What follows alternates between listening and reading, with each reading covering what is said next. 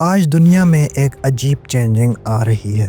جو ملک ہمیشہ اسرائیلی جینوسائیڈ پر خاموش رہے، اب وہ ملک بولنے لگے ہیں۔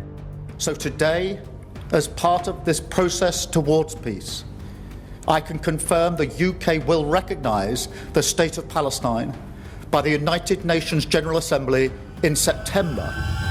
UK، فرانس، اسپین، ناروے، یہ وہ کنٹریز ہیں جو پہلے صرف اسٹیٹمنٹس دیتے تھے، لیکن اب اوپنلی کہہ رہے ہیں کہ فلسطین کو as an independent state recognise کرنا چاہیے۔ سوشل میڈیا پر، یونیورسٹیز میں اور ایون یورپین پارلیمنٹس میں آوازیں اٹھ رہی ہیں، لیکن سوال یہ ہے کہ اچانک اتنے سالوں بعد یہ تبدیلی کیوں آ رہی ہے؟ کون سے کنٹریز اب فلسطین کو ریکوگنائز کرنے کے لیے تیار ہیں؟ اور کیا یہ شروعات ہے ایک نئے دور کی جہاں اسرائیل اکیلا رہ جائے گا؟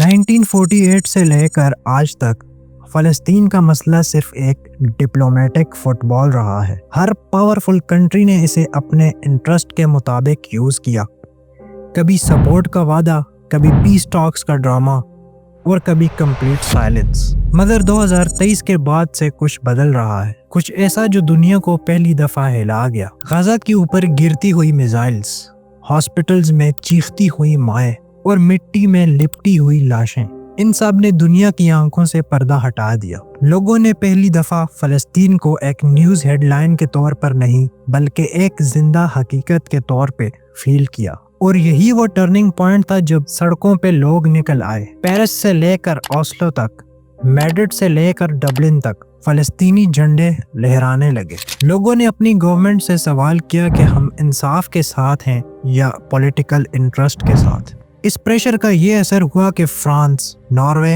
اسپین، وہ کنٹریز جو پہلے صرف ڈپلومیٹک سٹیٹمنٹس دیتے تھے، اب اوپنلی کہہ رہے ہیں کہ فلسطین deserves to be recognised as a sovereign state. اور یہ صرف کچھ کنٹریز کی بات نہیں، فرانس، اسپین اور ناروے یہ تو ہیڈ لائنز میں ہیں، لیکن ان کے پیچھے آئرلینڈ، سلووینیا، بیلجیم اور مالٹا بھی ہیں۔ اسی طرح لیٹن امریکہ بھی پیچھے نہیں۔ برازیل، چلی اور کولمبیا جیسے کنٹریز اسرائیل کے ملٹری ایکشنز کو اوپنلی کنڈیم کر رہے ہیں۔ اور پھر ساؤتھ افریقہ، جہاں اپارتھائڈ سسٹم خود دیکھا گیا تھا، اور وہ کہہ رہے ہیں کہ جو ہم پہ گزری وہ آج فلسطین پہ گزر رہی ہے۔ ساؤتھ افریقہ نے تو ICJ، international court of justice میں یہ کیس کیا تھا، ایکیوزنگ اسرائیل آف جینوسائیڈ۔ اب آتے ہیں سب سے امپورٹنٹ سوال پہ، Is this the beginning of a new era? The answer is yes۔ اسرائیل کے پاس آج بھی امریکہ کا فل ڈپلومیٹک اور ملٹری سپورٹ ہے، لیکن باقی دنیا خاموش نہیں رہی۔ UN میں ریزولوشنز پاس ہو رہے ہیں، ICC انویسٹیگیشنز اوپن ہو چکی ہیں، اور گلوبل میڈیا کا نیریٹو بھی آہستہ آہستہ شفٹ ہو رہا ہے۔ جن عرب کنٹریز نے پہلے نارملائزیشن کی طرف قدم بڑھائے تھے، جیسے UAE، بحرین اور سعودی عربیہ، وہ بھی اب ری تھنک کر رہے ہیں۔ اسرائیل کو پہلی دفعہ محسوس ہو رہا ہے کہ اس کے ایکشنز کا گلوبل بلیک لیش ہو سکتا ہے۔